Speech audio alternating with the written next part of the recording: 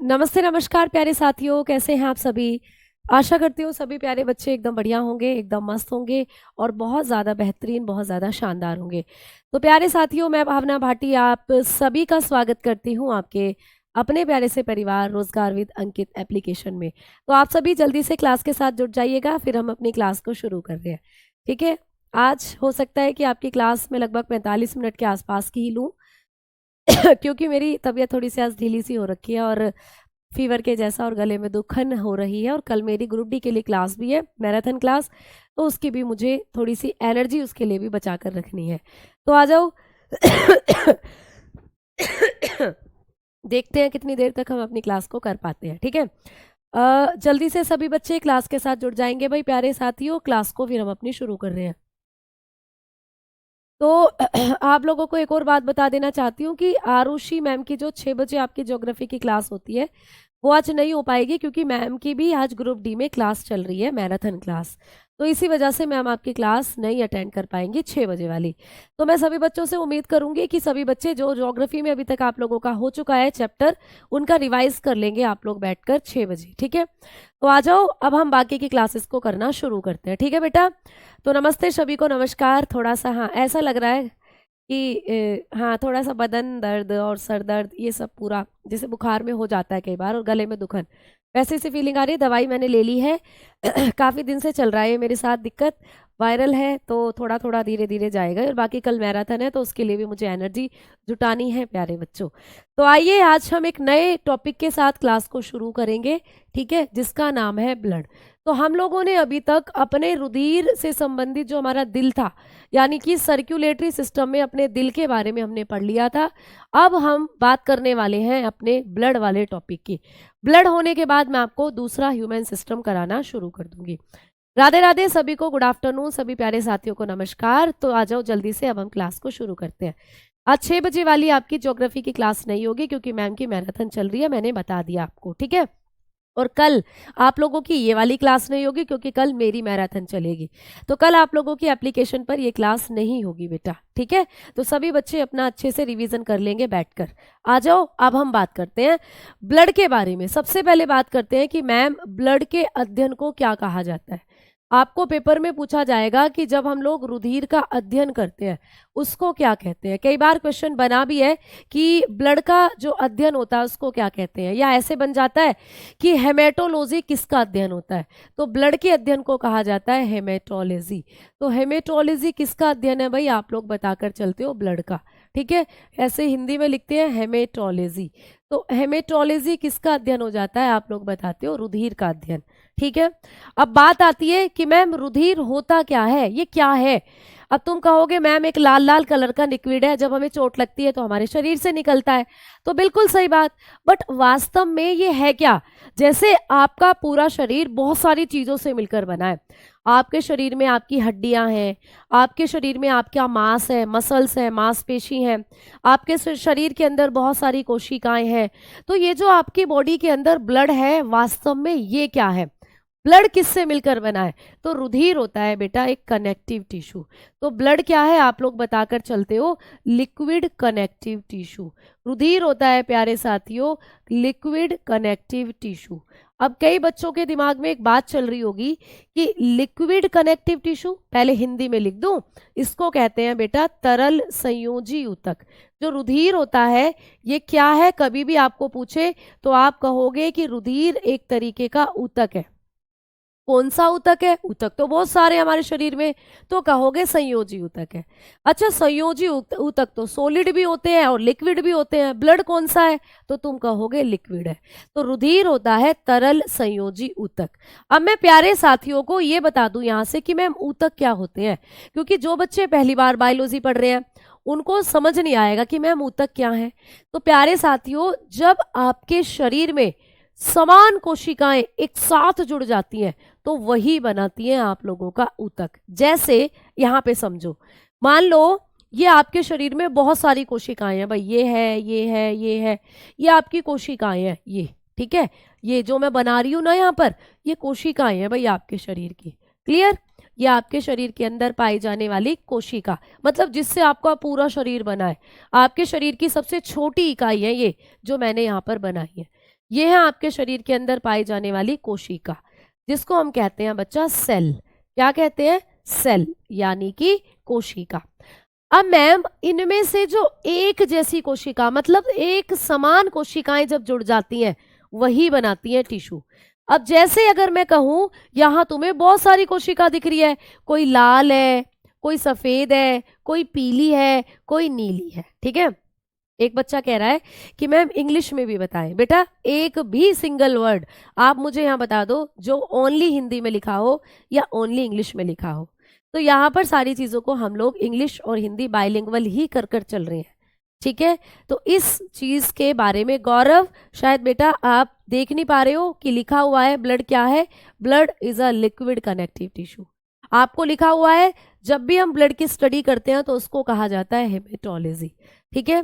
अब यहाँ पर आप लोगों को ऐसे तो बोला नहीं जाएगा, children what is blood? Blood is a connective tissue. Which connective tissue is blood? Blood is a liquid connective tissue. When we study about blood what is called?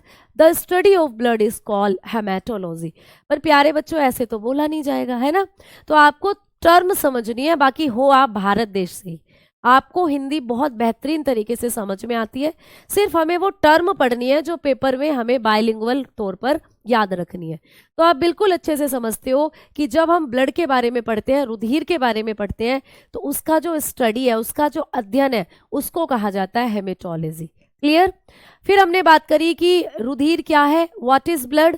आपको पता है भाई, कोई आपसे पूछता है कि रुधिर क्या है, तो ये नहीं है कि आपको समझ नहीं आएगा, बिल्कुल आप समझोगे, बट पेपर में जब लिखाएगा तो आप लोगों को लिक्विड कनेक्टिव टिश्यू लिखा मिलेगा। तो आप इसको बहुत अच्छे से समझ सकते हो, है ना। तो चीजें यहाँ पर बिल्कुल बायलिंगुअल ही चल रही हैं बेटा। और आप भारतीय हो, और भारतीय हो तो इतनी हिंदी तो समझते हो जो मैं आपको बताती चल रही हूँ, ठीक है बेटा। चलो, तो यहाँ पर आपने बताया कि रुधिर क्या होता है? तरल संयोजी ऊतक है। अब हमने बात करी, मान लीजिए ये आपकी बॉडी के अंदर बहुत सारी सेल है, ये कलर दिख नहीं रहा होगा तो मैंने लिख दिया, ये आपकी बॉडी के अंदर बहुत सारी कोशिकाएं हैं बेटा, ठीक है। For example these are many cells present in your body. आपके शरीर में ये बहुत सारी कोशिकाएं हैं। अब इनमें से हम समान सिमिलर सेल्स को चूज कर लेते हैं, समान कोशिकाओं को छांट लेते हैं। जैसे सफेद सफेद वाली आपको दिख रहा है, जितनी भी व्हाइट कलर की जो सेल है ये एक साथ जुड़ जाएंगी, ऐसे ऐसे एक साथ जुड़ जाएंगी। तो इन एक जैसी कोशिकाओं ने जुड़कर बनाए ऊतक, इन एक जैसी कोशिकाओं ने मिलकर बनाए प्यारे बच्चे टिश्यू, ठीक है। वैसे ही सेम एज आपको यहाँ पे दिख रहा है, जो ये आप लोगों की येलो कलर वाली सेल है ये भी एक साथ जुड़ जाएंगी, येलो येलो आप लोगों की एक साथ जुड़ जाएंगी, येलो येलो डर्टी बफेलो आप पढ़ते थे ना ऐसे छोटे थे जब, इस मतलब ऐसे बोलते थे। तो ये सिमिलर सेल है, सारी की सारी येलो है, ये एक साथ जुड़ जाएंगी तो ये भी फॉर्म कर लेंगी टिश्यू को, ठीक है। ये भी ऊतक का निर्माण कर लेंगी आपके शरीर में। सिमिलरली सेम तरीके से जो ब्लू कलर की सेल है ये भी एक साथ आकर जुड़ जाएंगी इस तरीके से, और जब एक साथ आकर कलेक्ट हो गई है तो दे फॉर्म टिश्यू, ये भी बना लेती हैं टिश्यू प्यारे बच्चे, ये भी ऊतक बना लेती हैं। इस तरीके से कहने का मतलब ये है, समझाने का मतलब ये है कि हमारे शरीर में जब कभी भी एक जैसी कोशिकाएं यानी समान कोशिकाएं एक साथ जुड़ती हैं तो वो ऊतक बनाती हैं बेटा, टिश्यू बनाती हैं प्यारे बच्चे। तो ऊतक क्या होता है? समान कोशिकाओं का समूह। यानी कि कभी भी आपको पूछे कि ऊतक किसको कहा जाता है तो आप बताएंगे समान कोशिकाओं का समूह, ठीक है। समान कोशिकाओं के समूह को, कोशिकाओं के समूह को क्या कहते हैं प्यारे बच्चे? ऊतक कहते हैं। तो आप लोगों को ये भी पूछा जा सकता है कि ऊतक क्या है। ऊतक एक अलग टॉपिक है जिसको जब मैं आपको पढ़ाऊंगी तो डिटेल में बताऊंगी। अभी के लिए मैंने आपको बता दिया कि समान कोशिकाओं के समूह को ऊतक कहते हैं, यानी कि group of similar cell, group of similar cell, ठीक है। Group of similar cells is known as tissue, is known as tissue. तो भाई सिमिलर सेल जब कभी भी जुड़ती हैं वो बनाती हैं टिश्यू।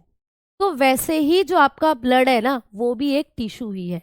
अब टिश्यू जो है प्यारे बच्चे, हमने बात करी कि हमारा जो ब्लड है वो भी एक ऊतक ही है। ऊतक समझ में आ गया, जहाँ बहुत समान प्रकार की कोशिकाएं जुड़ रही हूँ। तो जब आप ब्लड को देखोगे, आपके ब्लड में भी आपको बहुत सारी कोशिकाएं नजर आएंगी। आरबीसी, डब्ल्यूबीसी, प्लेटलेट, सारी ब्लड सेल हैं वो, ठीक है, सारी की सारी रुधिर कोशिकाएं कहलाती हैं वो। तो वो रुधिर को ही बनाने का काम कर रही हैं, एक जैसी हैं, सिमिलर है, तो वो हो जाती हैं आप लोगों की, वो बना रही हैं आप लोगों का ब्लड, आप लोगों का रुधिर। ठीक है बेटा, समझ में आई बात? अब हम आगे बात करते हैं, ठीक है। ठीक है, एक बच्चा कह रहा है कि मैम आपसे निवेदन है कि लाइन में नोट्स लिखवाएं प्लीज।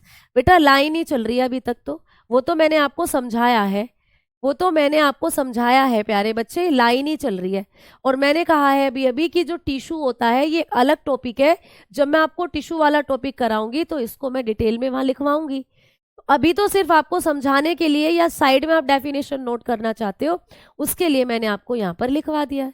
तो अब आपका साइड में ही चल रहा है बेटा, पॉइंट टू पॉइंट ही चल रहे हैं नोट्स, पॉइंट टू पॉइंट ही चल रही हैं सारी चीजें। ठीक है, आ जाओ अब आगे बात करते हैं। हमने बात करी कि मैम जो टिश्यू होते हैं आप लोगों के, वो समान कोशिकाओं का समूह है, जैसे कि ब्लड। ब्लड भी हमारे शरीर में एक तरीके का टिश्यू है, एक तरीके का ऊतक है। अब मैम आपने लिखा हुआ है कि ब्लड है संयोजी ऊतक, यानी ब्लड है कनेक्टिव टिश्यू। तो मैम ये कनेक्टिव क्या है, ये संयोजी क्या है? प्यारे साथियों, जब कभी भी हम बात करते हैं जानवरों की, जब कभी भी हम बात करते हैं जंतुओं की, मैंने आपको पहले ही कहा था कि खून किसके अंदर होता है, पेड़ पौधों में होता है खून या जंतुओं में? आप कहोगे मैम जंतुओं में होता है। तो भाई बात तो जंतुओं की करेंगे ना जब ब्लड पढ़ रहे हैं, पादपों में तो खून होता ही नहीं है। इसीलिए जब कभी भी हम लोग बात करते हैं एनिमल की, जब कभी भी हम लोग बात करते हैं प्यारे साथी एनिमल की, यानी कि जंतुओं की, तो जंतुओं के शरीर में 4 तरीके के ऊतक देखने को मिलते हैं। आपको जो एनिमल होते हैं इनके शरीर में 4 टाइप्स के टिश्यू देखने को मिलते हैं। हमारे अंदर कितने प्रकार के ऊतक हैं प्यारे बच्चे? हमारी बॉडी में होते हैं 4 टाइप टिश्यू। ये सिर्फ समझना है, ये समझाने के लिए बता रही हूँ, ठीक है। हमारे शरीर में क्या होता है, 4 प्रकार के ऊतक पाए जाते हैं।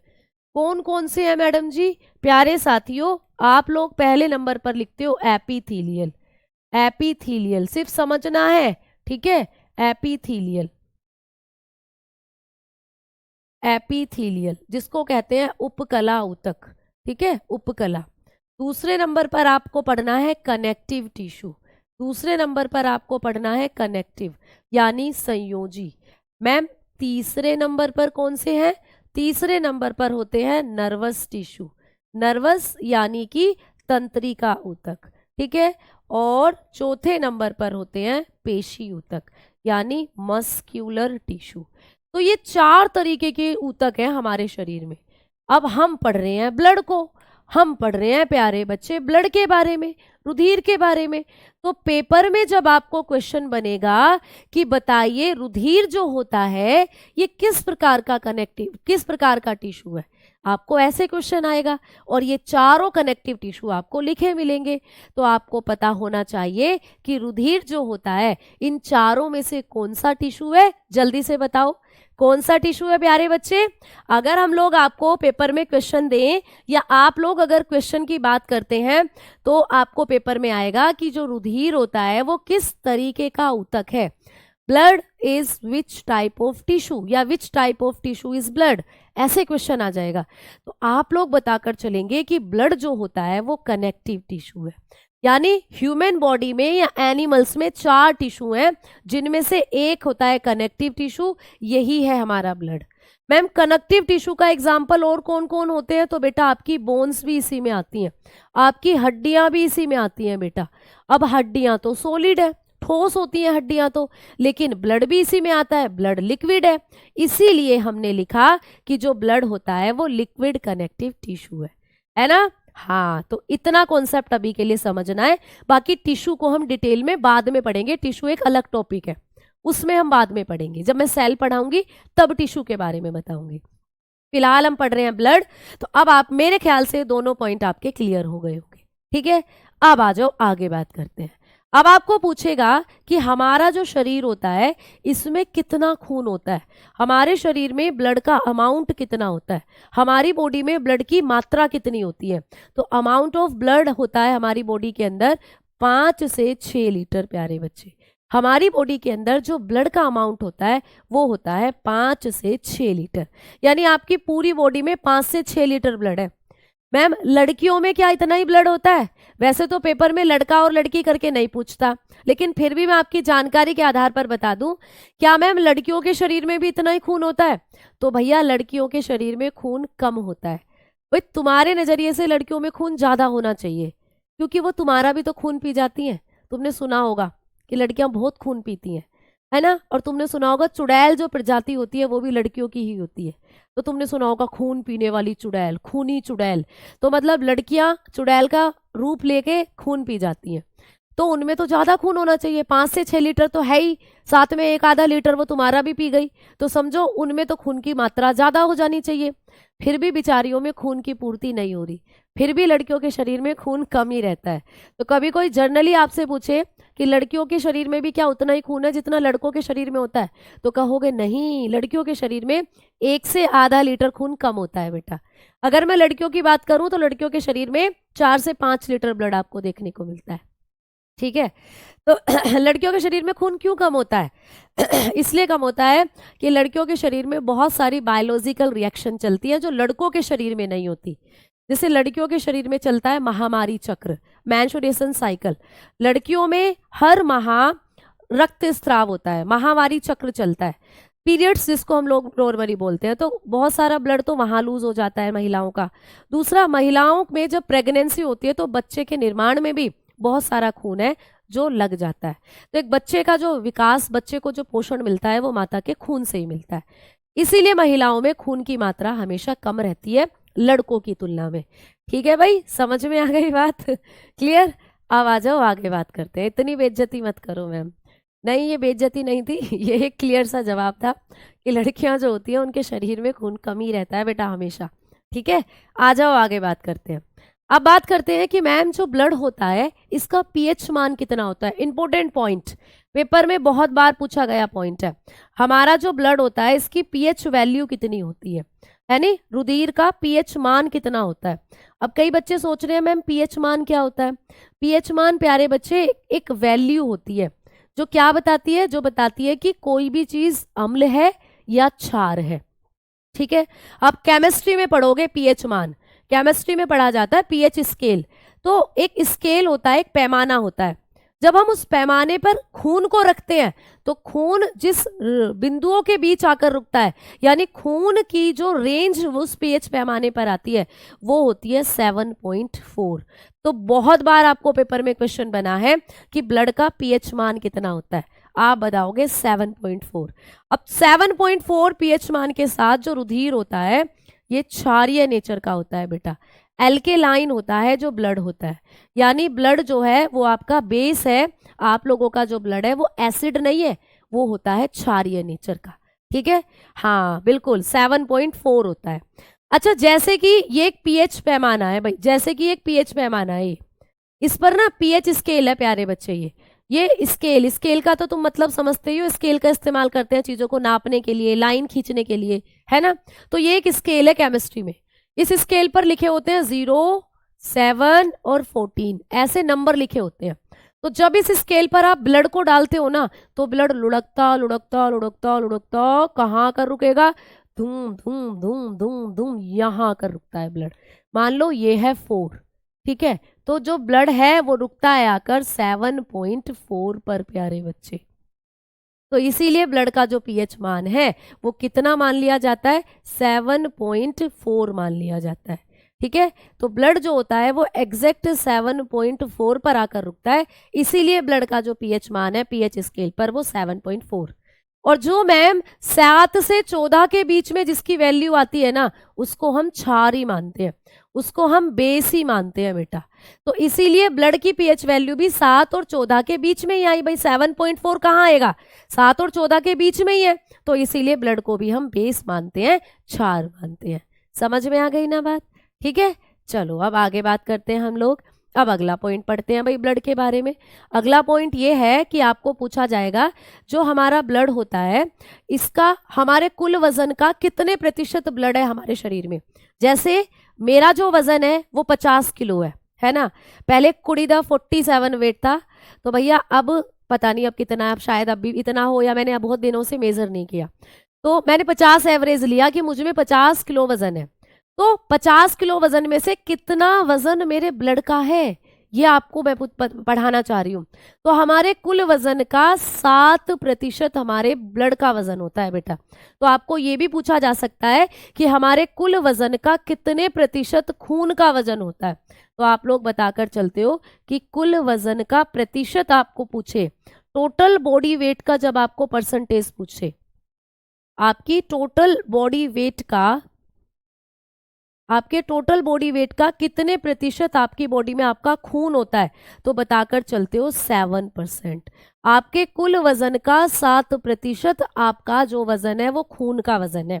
जैसे मुझे जब तोलोगे तो मेरे में 50 किलो वजन है, 50 में से जो 7% मेरा वजन आया है ना, वो मेरे खून का ही वजन है। समझ में आई ना बात? हाँ, ये होती है प्यारी बच्चे सारी बातें। मैम बायोलॉजी क्लास रिकॉर्डेड नहीं मिलेगी बेटा? बिल्कुल मिलती है। ठीक है भाई, सीधा दिमाग में छाप देते हो क्वेश्चन, ग्रेट। हाँ, ऐसे छापना है दिमाग में। मेरा मोटिव है कि मैं क्लास में आपको याद करवाती चलूं, बस आप सीधा क्वेश्चन देखें और आंसर टिक करके निकल लें कि भाई होगी बायोलॉजी हमारी। ऐसा कुछ मैं आपको दे लेना चाहती हूँ बेटा। चलो आ जाओ, अब हम आगे बात कर रहे हैं। तो ये पॉइंट आपके क्लियर हो गए। अब चलते हैं अगले पॉइंट की तरफ। अब बात करते हैं कि जो ब्लड होता है मैडम जी, इसका स्वाद कैसा होता है। कितने ऐसे बच्चे हैं जिन्होंने खून पिया है? जल्दी बताओ, ब्लड का स्वाद कैसा होता है, ब्लड का टेस्ट कैसा होता है भाई बताओ।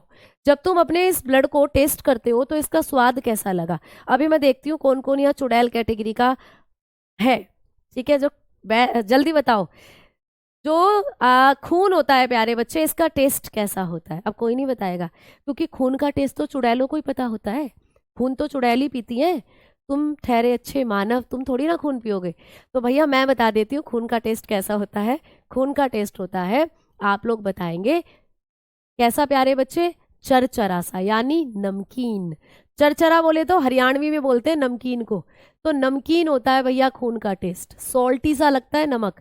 अब कैसे मैडम, आपने किसका खून पी लिया? आपने सर जी का खून पी लिया था क्या? तो नहीं भैया, मैं तो वेजिटेरियन हूँ, मैं खून वून नहीं पीती, लेकिन मुझे पता है खून का जो टेस्ट होता है वो सॉल्टी है। कैसे? कई बार मुझे चोट लग गई थी उंगली में, मैंने जब उंगली में चोट लगी तो उसको मुंह में डाल दिया था, उस वजह से मुझे खून का टेस्ट पता चल चुका है कि कैसा होता है।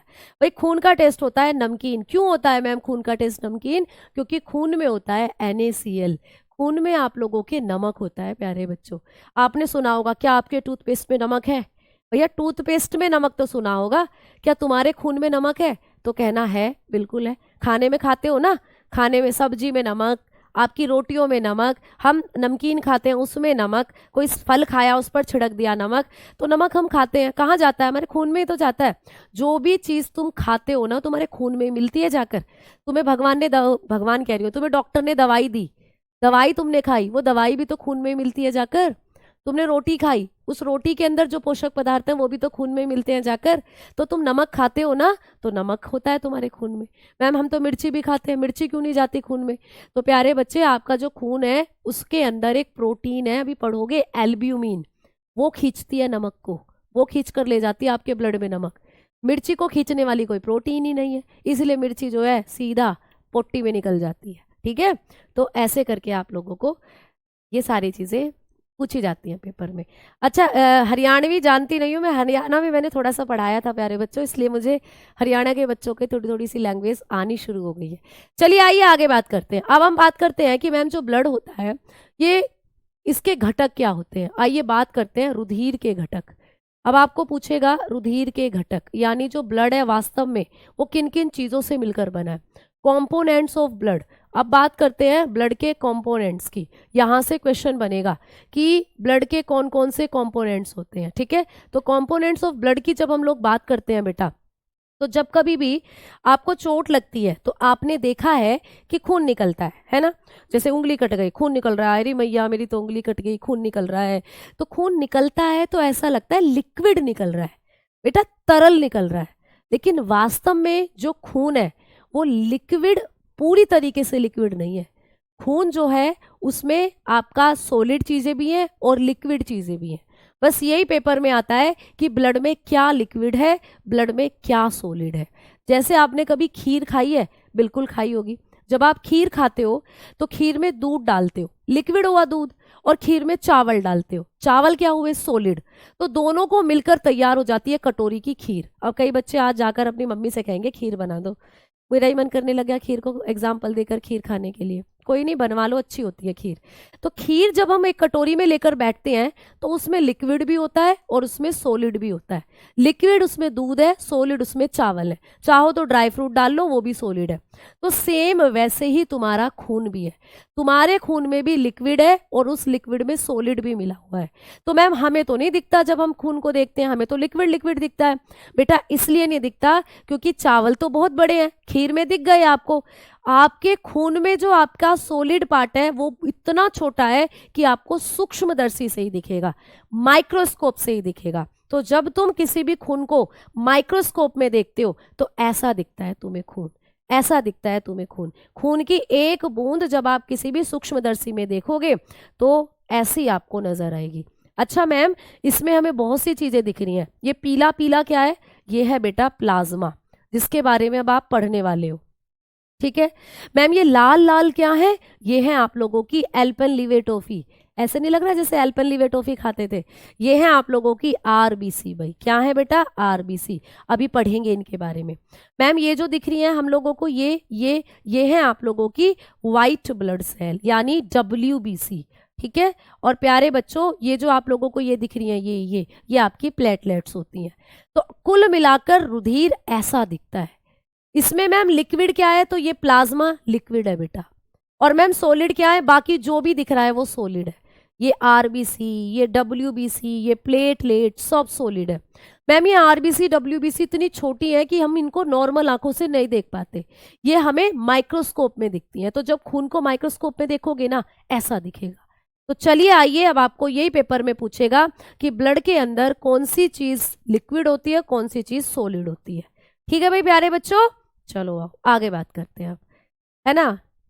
टोपे, एल्पेनलीबे टॉफी, हाँ बहुत खाते थे हम बचपन में, ऐसी सी शेप है इसकी बिल्कुल, आरबीसी की। चलो बात करते हैं, जो ब्लड होता है बेटा इसके दो घटक होते हैं।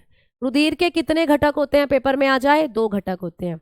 एक होता है प्लाज्मा प्यारे बच्चों, ठीक है, प्लाज्मा, जिसको हम लोग हिंदी में भी क्या बोलते हैं, प्लाज्मा। और मैम रुधिर का दूसरा घटक क्या होती है, आप बताओगे, ब्लड सेल होती है, ब्लड सेल, जिसको हम लोग एक और नाम से जानते हैं। ब्लड सेल को हम लोग ब्लड कार्पेसल्स भी बोलते हैं बेटा, ब्लड सेल बोल दो या ब्लड कार्पेसल्स बोल दो। ठीक है, तो आपका जो रुधिर होता है ये दो चीजों से मिलकर बना है, आप बताओगे प्लाज्मा और रुधिर कोशिका, रुधिर कोशिका। ठीक है, चलो अब आओ इनके बारे में हम लोग पढ़ना शुरू करते हैं। रुधिर कोशिका कह दो या रुधिर कणिका कह दो, रुधिर कोशिका या रुधिर कणिका एक ही बात है। ठीक है, तो आपका जो रुधिर है ये दो चीजों से मिलकर बना है। रुधिर के दो घटक होते हैं, एक तरल और एक सॉलिड। मैम दो घटक में से आपने बताया एक प्लाज्मा है और एक होती है हमारी आरबीसी, सॉरी ये ब्लड सेल या फिर ब्लड कार्पेसल। तो मैम प्लाज्मा कैसा घटक होता है, तो ये है बेटा तरल। पेपर में क्वेश्चन आएगा कि रुधिर के अंदर वो कौन सा घटक है जो लिक्विड है, रुधिर में तरल घटक का नाम बताओ, विच component is liquid in blood. तो आप बताकर चलते हो प्लाज्मा, प्लाज्मा लिक्विड है, लिक्विड जैसे खीर बनाते हो उसमें दूध लिक्विड होता है, वैसे ही आपके खून में जो लिक्विड पार्ट है वो प्लाज्मा है। और मैम ये जो नीचे लिखी हुई है ये आपके ब्लड के अंदर होती है सॉलिड पार्ट बनाने वाला कंपोनेंट, तो ये बनाते हैं आपके ब्लड का ठोस भाग। तो प्लाज्मा आपके ब्लड का बनाता है प्यारे बच्चे लिक्विड भाग, और ये जो आपकी ये होती हैं ब्लड सेल्स ये बनाती हैं ठोस भाग यानी सॉलिड पार्ट। आपको बात समझ में आई, जल्दी बताओ। ठीक है, ठीक है भाई बताओ जल्दी से, बात समझ में आई आप लोगों को, क्लियर।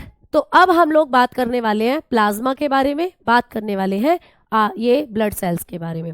तो सबसे पहले हम प्लाज्मा की बात करते हैं। तो आइए प्यारे साथियों हेडिंग डालेंगे प्लाज्मा, आइए भाई हेडिंग डालेंगे प्लाज्मा। प्लाज्मा से क्या कुछ क्वेश्चंस हम लोगों को बनते हैं, चलिए उनको नोट डाउन करते हैं। प्लाज्मा के बारे में अब हम लोग क्या करते हैं, बातें लिखना शुरू करते हैं। तो भाई आइए, थोड़ी देर मैंने अभी आपको कहा कि अभी हम प्लाज्मा के बारे में सारी बातें करेंगे, अभी इनको भूल जाओ, इनको भूल जाओ, अभी इनके बारे में करेंगे बाद में बातें, पहले प्लाज्मा मैं आप लोगों को पढ़ा रही हूँ, तो हेडिंग डाल दीजिए प्लाज्मा बेटा। क्लियर भाई? हाँ जी, हाँ जी। अगर आपने पहले नोट्स बना रखे हैं तो कोई दिक्कत नहीं है, उन्हीं नोट्स में जो आपको नई चीज लगती है ना उसको आप ऐड ऑन करते चलो, ठीक है। अच्छा मैं बोल रही हूँ रुधिर, तुम्हें सुनाई दे रहा है सुधीर, बहुत बढ़िया, ऐसे ही तो होता है, दिल में बजे गिटार, ठीक है। चलो आओ आगे बात करते हैं। अब हमने बात करी प्लाज्मा के बारे में, तो सारे पॉइंट प्लाज्मा से लिखते चलना बेटा। बता चुकी हूं कि रुधिर का तरल भाग बनाता है बेटा, चलो बिल्कुल सही बात है, तरल भाग बनाता है, आप लोगों ने लिख लिया। ये क्या करता है प्यारे बच्चे? फॉर्म्ड लिक्विड पार्ट, आप लोग लिखेंगे formed liquid part of blood, liquid part of blood, आपके ब्लड का लिक्विड पार्ट बनाता है। अच्छा मैम कितने परसेंट पार्ट ये बनाता है हमारे ब्लड का? अगर हम आपसे पूछे कि हमारी बॉडी में जो ब्लड है, हमारे ब्लड में कितना परसेंट है प्लाज्मा, मतलब कितना लिक्विड है? खीर भी तो कई तरीके से बनती है, अब खीर में कई तरीके से कैसे, कोई कोई तो ऐसे बनाता होगा खीर उसमें दूध तो कम रहता है, चावल ही चावल रहते हैं, लो खा लो खीर।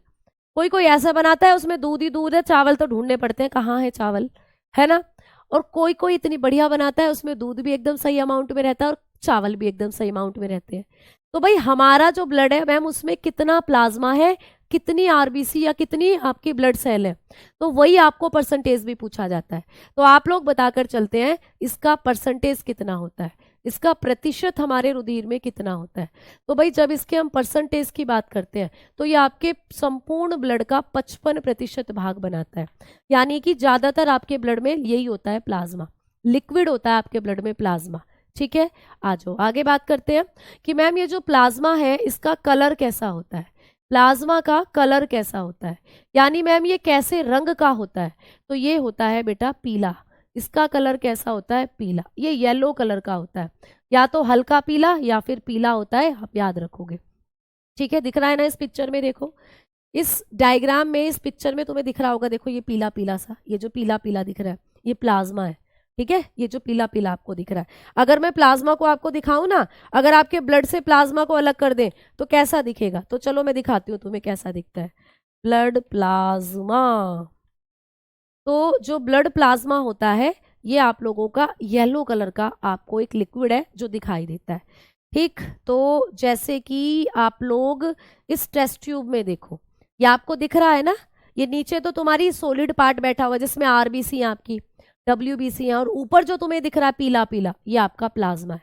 तो प्लाज्मा जो होता है बेसिकली ये आपके ब्लड में कैसा पार्ट होता है, आप लोग बताकर चलते हो लिक्विड पार्ट होता है, और कैसा इसका कलर होता है आप बताकर चलते हो येलो कलर होता है, ठीक है। देखो इस फोटो को, तो इस पिक्चर में आप इजीली विजिबल कर पा रहे हो कि ये जो आप लोगों का ऊपर वाला एरिया होता है यही है आपका प्लाज्मा, और कितना एरिया कवर करता है आपके टोटल ब्लड का, ये 55% पार्ट घेरे हुए रहता है आपके ब्लड का, ठीक है। अब बात करते हैं कि मैम ये जो प्लाज्मा होता है इस प्लाज्मा के बारे में और कौन कौन से मेन मेन पॉइंट हैं जो हमें एग्जामिनेशन में आते हैं।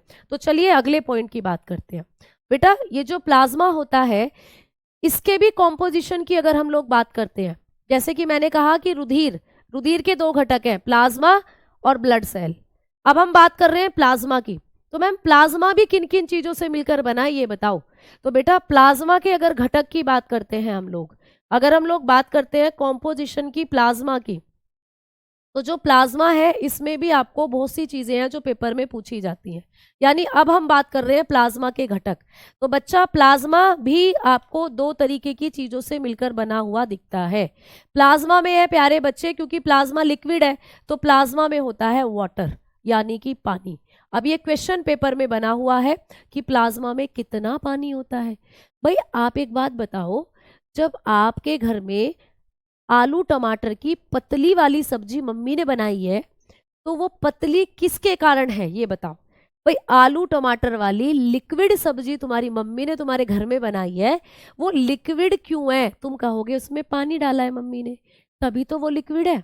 अगर वो पानी नहीं डालती मम्मी उसमें तो वो सूखी सब्जी बन जाती है ना, फिर वो सॉलिड सब्जी बन जाती, सूखी सब्जी बनती। अब प्लाज्मा आपके ब्लड का लिक्विड पार्ट है, तरल भाग बनाता है, तो दैट्स मीन ये तरल किसकी वजह से है? इसमें भी घुला हुआ है पानी। मैम कहाँ से आया? तुम पीते हो ना पानी, पूरे दिन भर में हमें 5 से 6 लीटर पानी पीना चाहिए, है ना। लगभग ऐसा मानो कि 9-10 ग्लास वाटर आपको डेली पीना चाहिए। तो जो पानी तुम पीते हो वो तुम्हारे ब्लड में घुलता है जाकर, और ब्लड में कहाँ जाता है? प्लाज्मा में घुलता है जाकर। तो आपको पूछता है कि प्लाज्मा में पानी कितना होता है, तो बताओगे 90 से 92% ये जो प्लाज्मा है ये पानी ही है। 90 से 92% प्लाज्मा में पानी ही है। मैम दूसरी चीज क्या होती है प्लाज्मा के अंदर? दूसरी चीज होती है प्रोटीन। आपको पूछेगा कि प्लाज्मा में कितनी प्रोटीन होती है, तो प्लाज्मा में कुछ प्रोटीन भी घुली हुई होती है, तो बताना 7% प्लाज्मा में होती है प्रोटीन। तो सीधा क्वेश्चन आता है कि प्लाज्मा में पानी कितना है, तो बताना 90 से 92। प्लाज्मा में प्रोटीन कितनी है, बताना 7%। बाकी का 2 से 3% या लगभग 3% में अन्य पदार्थ इसके अंदर देखने को मिलते हैं। बाकी अन्य पदार्थ इसमें देखने को मिलते हैं, अदर सब्सटेंस आपको इसमें देखने को मिलते हैं, जैसे बहुत सी गैसें हो गई, है ना, दूसरे पदार्थ इसमें देखने को मिलते हैं प्लाज्मा में। क्लियर? समझ में आ गई बात? तो ऐसे भी यहाँ से आपको क्वेश्चन बनकर आएगा पेपर। ठीक है ना भाई? हाँ, दूसरे पदार्थ बने हुए होते हैं प्यारे बच्चे 3% में, या 2 से 3 भी आ सकता है, तो वो आपको ऑप्शन पर डिपेंड करेगा, आप अच्छे से पहचान लोगे जब ऑप्शन आएगा। अब हम बात करने वाले हैं कि मैम प्लाज्मा में ये जो प्रोटीन है, पानी से तो कोई क्वेश्चन नहीं आना, पानी तो पानी है। पानी रे पानी तेरा रंग कैसा, इसमें मिला दो ये हो जाए वैसा। ठीक है, पानी से तो कुछ नहीं है, H2O इसका फॉर्मूला होता है, आपको पता है। बात आएगी प्रोटीन की। मैम प्लाज्मा में कौन कौन सी प्रोटीन होती है, तो आइए हेडिंग डालिए मेरे साथ, प्लाज्मा प्रोटीन। हेडिंग डालेंगे प्लाज्मा प्रोटीन, बात करेंगे कि प्लाज्मा में कौन कौन सी प्रोटीन्स होती हैं। ठीक है, तो आपका जो प्लाज्मा है इसमें जो 7% प्रोटीन होती है, ये कौन कौन सी प्रोटीन है? कौन सी प्रोटीन है जो रुधिर के प्लाज्मा में पाई जाती है? निम्नलिखित में से कौन सी प्रोटीन रुधिर के प्लाज्मा में उपस्थित होती है? ऐसे क्वेश्चन बन जाएगा। तो आ जाओ बात करते हैं, प्लाज्मा में पाई जाने वाली पहली प्रोटीन है एल्ब्यूमिन। एल्ब्यूमिन प्रोटीन कहाँ होती है आप बताओगे? एल्ब्यूमिन नाम की जो प्रोटीन है ये हमारे प्लाज्मा में होती है। ठीक है, क्या करती है एल्ब्यूमिन? तो मैंने कहा था ना, क्या आपके खून में नमक है? तो आपने कहा था हाँ जी है, बिल्कुल है। तो आपके खून में जो नमक को खींच कर ले जाती है वही है ये एल्ब्यूमिन।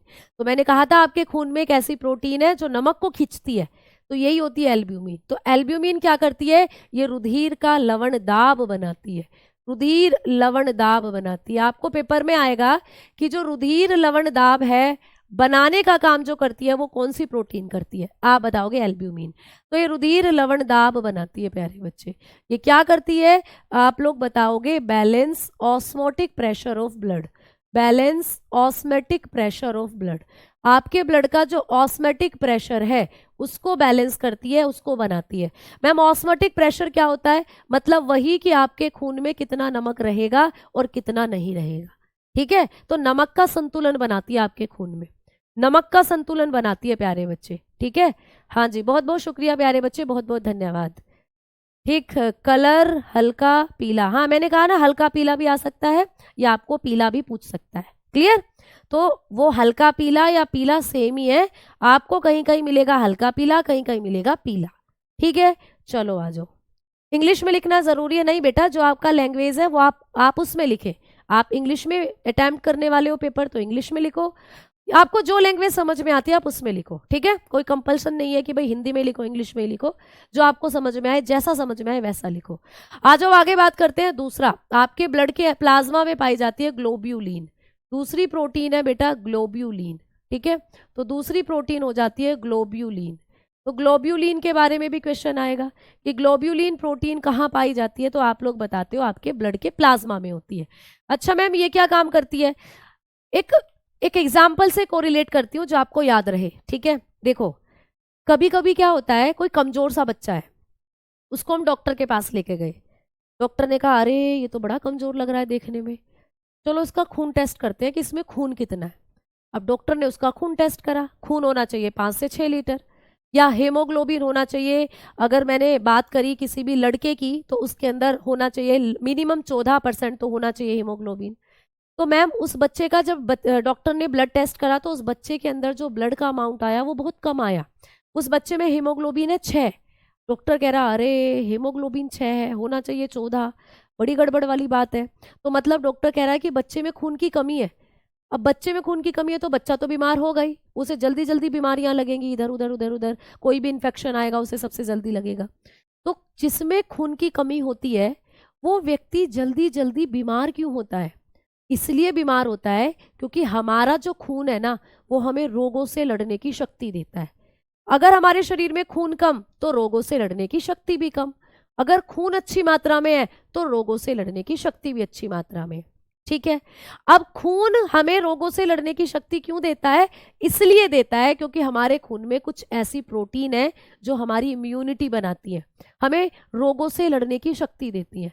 जैसे कि आपके प्लाज्मा में पाई जाती है ग्लोबुलिन। तो ग्लोबुलिन एक ऐसी प्रोटीन है बेटा जो प्रतिरक्षी के समान कार्य करती है। इसको आप लोग प्रतिरक्षी, प्लाज्मा की प्रतिरक्षी प्रोटीन भी कहते हो। तो ये प्रतिरक्षी के समान कार्य करती है। तो कौन सी प्रोटीन है जो प्रतिरक्षी के समान कार्य करती है? आप लोग बताओगे ग्लोब्यूलिन। समझ में आ गई बात?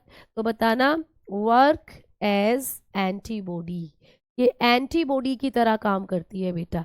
यानी जब कभी आपके शरीर में कोई वायरस आता है, कोई बैक्टीरिया आता है, उस पर ढिशुम ढिशुम करती है, उसको मार गिराती है। ये काम तुम्हारी WBC भी करती है और वो भी तो ब्लड में ही होती है। तो WBC, अरे देखो मच्छर ने क्या करा है, मच्छर जी मान जाओ। ठीक है, तो जब WBC जो होती है वो भी आपकी बॉडी के अंदर रोगों से लड़ने की शक्ति देती है और वो भी एक ब्लड का ही पार्ट है। तो आपको कभी भी पूछे कि प्लाज्मा में ऐसी कौन सी प्रोटीन है जो एंटीबॉडी की तरह काम करती है, प्रतिरक्षी की तरह काम करती है, तो नाम आएगा ग्लोबुलिन। और प्लाज्मा में जो तीसरी प्रोटीन होती है ये होती है फेब्रिनोजन। फेब्रिनोजन, ठीक है।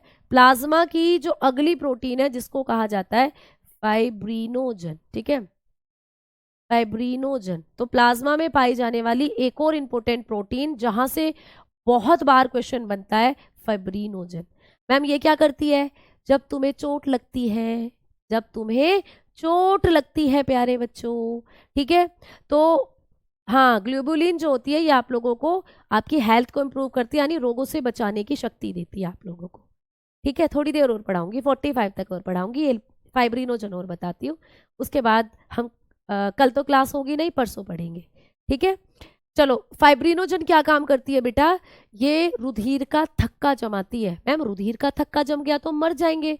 बेटा रुधिर का थक्का अगर शरीर के अंदर जमा तब दिक्कत होगी, शरीर के बाहर जब खून निकल रहा है तो उसको जमना जरूरी है, उसको फिर बहने से रोकना है। जैसे मेरे सर में चोट लग गई, अब यहाँ से खून निकल कर गिर रहा है, अब तुम कहोगे चलो चलो मैडम को जल्दी हॉस्पिटल लेकर जाओ, मैम का खून निकल रहा है, खून रोको, तुम यहाँ पट्टी लगाओगे, ऐसे खून को रोकोगे, तो शरीर से खून बाहर निकलना बंद करना है, क्योंकि सारा खून बाहर निकल जाएगा शरीर का, मेरे शरीर में तो खून ही नहीं बचेगा, ऑक्सीजन की कमी हो जाएगी, मेरी कोशिकाएं चिपक जाएंगी और मैं मर जाऊंगी। तो प्यारे बच्चे जब चोट लगती है और खून बहता है तो तब उस खून को रोकने की जो प्रक्रिया होती है वो यही करती है फाइब्रिनोजन, और उसी को कहा जाता है रुधिर का थक्का जमना। तो जब चोट लगती है, चोट लगने पर रुधिर का थक्का जमने की प्रक्रिया कौन सी प्लाज्मा की प्रोटीन करती है? आप बताओगे फाइब्रिनोजन।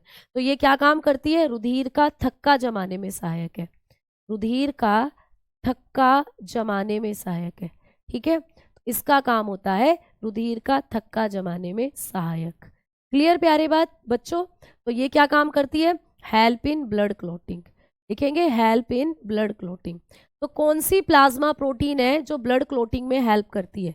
तो आप लोग बताकर चलते हो, ये होती है आपकी फाइब्रिनोजन। ठीक है बेटा, इतनी चीजें आपको पढ़नी है और कल की क्लास में मैं आपको ब्लड क्लॉटिंग फैक्टर और भी बताऊंगी। ठीक है, कल क्लास इसलिए नहीं होगी क्योंकि कल मेरी ग्रुप डी में मैराथन है बेटा 4 बजे से। ठीक है, PYQ क्वेश्चन कराऊंगी ग्रुप डी के, चाहो तो तुम लोग भी सेशन के साथ जुड़ जाना अगर तुम्हारी क्लास ना हो उस टाइम पर तो। ठीक है, समझ में आ गई बात? बॉडी में एसिड ज्यादा होता है बेटा, बॉडी में आपका न्यूट्रल होती है बॉडी, ना एसिड ज्यादा होगा ना बेस ज्यादा होगा, न्यूट्रल होता है हमारा बॉडी जो होती है, उदासीन होती है। ठीक है, तो कल इसलिए क्लास नहीं होगी क्योंकि कल मेरी ग्रुप डी में मैराथन है प्यारे बच्चों। ठीक।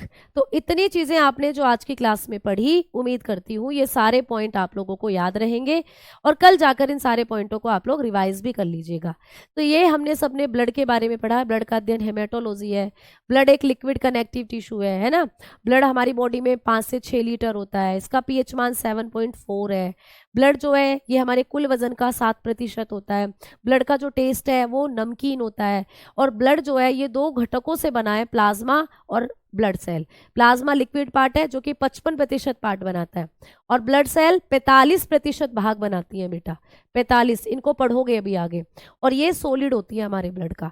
और जब हमने प्लाज्मा की बात करी तो प्लाज्मा जो होता है इसका कलर पीला है और ये भी 2 चीजों से मिलकर बना है, पानी और प्रोटीन। पानी इसमें 90 से 92% है, जबकि प्रोटीन इसमें 7%। और हमने प्लाज्मा की जो प्रोटीन थी इनके बारे में आपको बताया।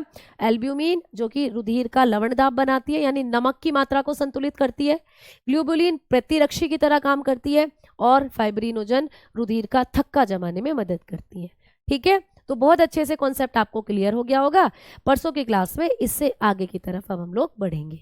ठीक है बेटा। हाँ जी, ये सारी चीजें आपको लिखनी है, ये सारी चीजें आपको नोट्स में ऐड ऑन करनी है। बीच बीच में जो मैंने आपको समझाने के लिए चीजें बताई थी वो भी चाहो तो आप ऐड ऑन कर सकते हो। ठीक है बच्चा, तो मिलते हैं अब फ्राइडे की क्लास में।